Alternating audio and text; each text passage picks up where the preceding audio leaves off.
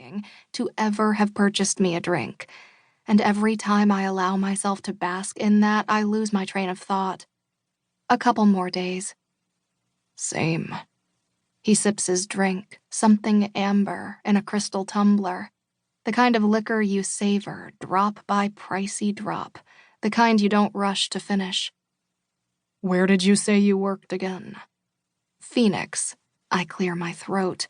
Nothing worse than a man who asks questions but doesn't take the time to listen. No, I remember that part. He proves me wrong. I meant where? What company? The Fletcher firm. I lie, for safety reasons. I don't know this man from Adam. No need to give him Google ammo. Kind of young to be an actuary, aren't you? His next question catches me off guard, and I nearly choke on my Pinot. Most men, the ones laser-focused on securing a piece of ass for the night, rarely remember what I do for a living once they've asked me. And the ones that do have no idea what an actuary is, or the education and tests that go into becoming one. I am young for an actuary, yes, I say. I turn my attention toward him without thinking twice.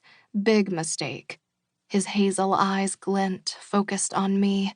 My stomach tightens in response. I fast-tracked. Taking a sip, I add, I don't recommend it unless you're willing to sacrifice your social life or any kind of life you may have for the majority of your 20s. So much of life passed me by. Semesters blurred into one another. Weekend invites were turned down in favor of studying for the next exam.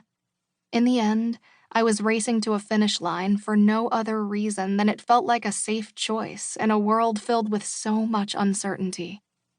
Go to college, get a career, everything else will fall into place.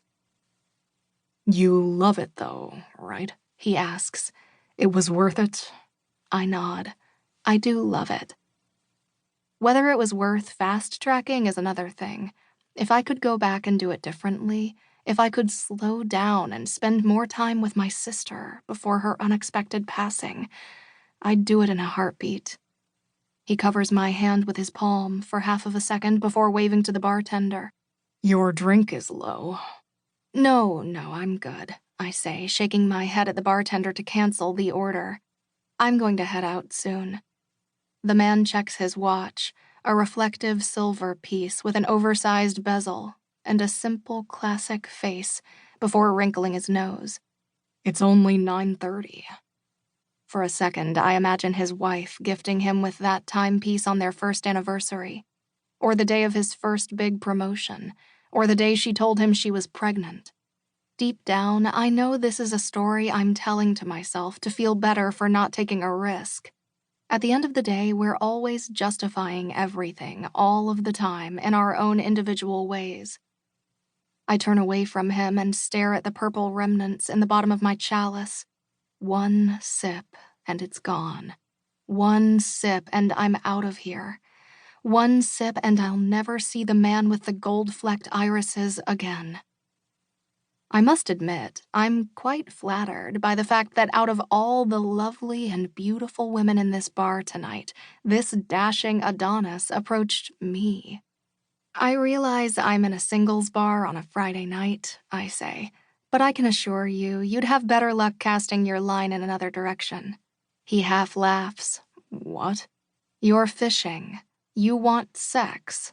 I blink, not judging you, just saying you're wasting valuable time and energy on me. His brows meet. His gaze snaps to my left hand. You're taken? I bite my lip, shake my head. No. Then what? You aren't into men? I'm into men. I just don't sleep with people I don't know. I sit taller. I don't do one-night stands. Nothing personal. Fair enough. Dare I ask why? He squints, and for a second I think he might be genuinely interested in my answer because he doesn't take his attention off of me for one moment. I'm also impressed that he isn't shrinking away from the sting of rejection or denying that he was, in fact, only after one thing.